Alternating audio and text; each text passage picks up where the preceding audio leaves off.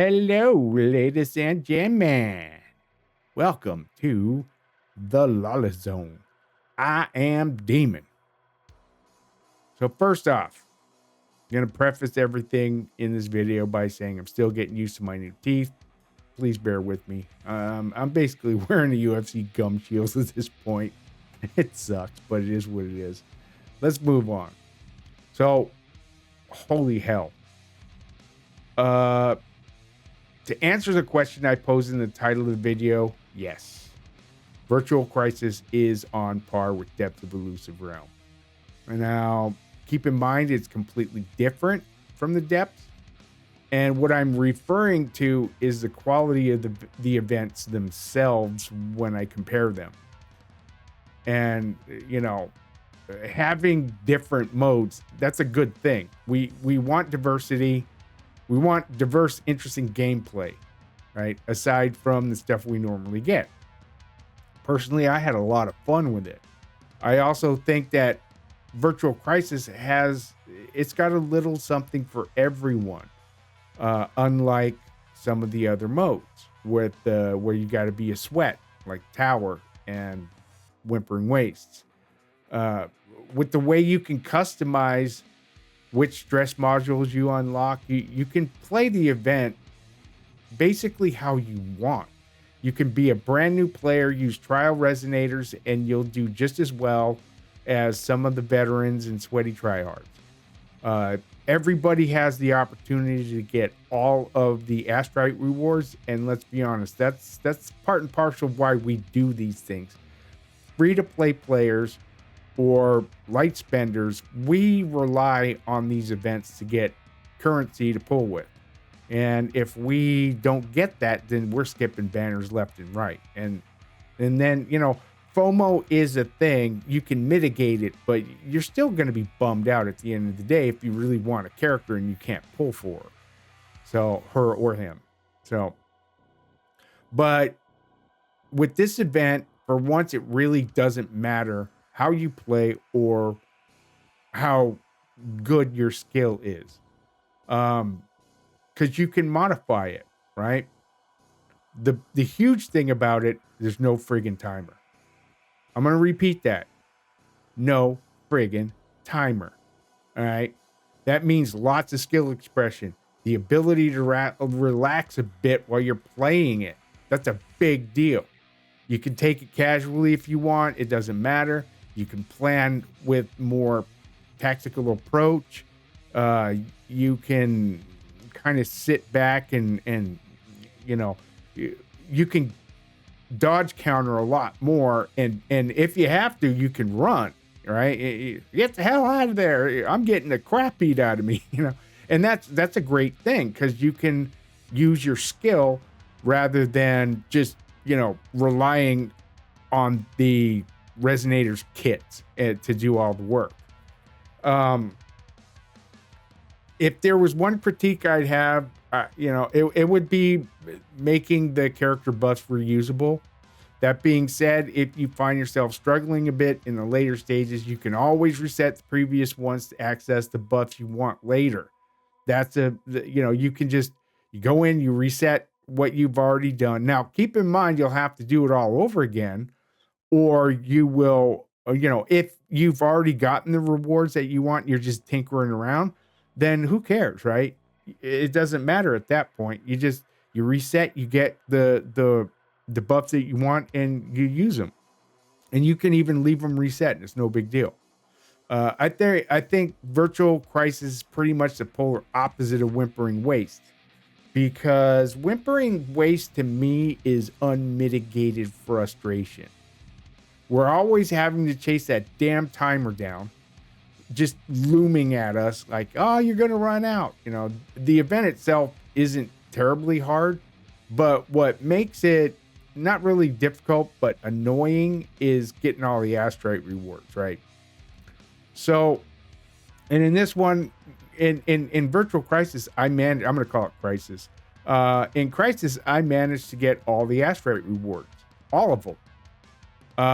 And in Whimpering Waste, I managed to get 3. Now, let's be fair here. If an event is bad, it's still bad. but I think some of the sting is removed if you can get all the rewards. Virtual Crisis allows it basically allows us to have fun how we want to with no restrictions other than our own skill. It's so good that if Kuro decided to make it proper endgame, I would totally be okay with that. To even further that, if they decide to cut their losses and remove Whimpering Wastes and replace it with Crisis, I think it would make a ton of people happy. Now, getting back to Depths, I personally think part of the reason we all want it so bad is because it's kind of a crapshoot in terms of when they put it out for us to play. The other reasons are the mode is really, really good. People love that roguelike element, myself included, not to mention the fact that we were finally able to use our boy Cal. Caltero destroyed the Depths, hands down. It took me 3 or 4 minutes to beat phase 3 or 4, right? Maybe a little bit longer, but not by much. Now, granted, I did notice he was a little bit broken, even in that event. I noticed that let me know if anybody else went through this. His Resonance Liberation, it didn't want to pop. I've got it bound to my mouse, right click, and I would launch it and nothing. Now, it didn't do it all the time, but it did it a fair amount of time. So, but he's so damn powerful in that mode that it really didn't matter. I muscled my way through without using his Reslib a few times.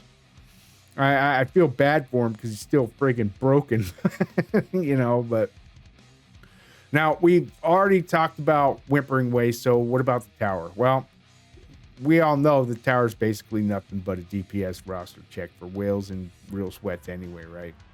I mean, I think the tower kind of sits between Whimpering Waves and Crisis, if I'm honest. You can still use a level of skill expression, but there's still a timer. And if you don't have your roster built because of the stamina issue, you're not going to have as much fun, right? I basically go in, I get as many as I can of the crests, and I bounce out. I move on. It's the tower is completely forgettable for me. I once I'm done with it, I forget about it until it's reset.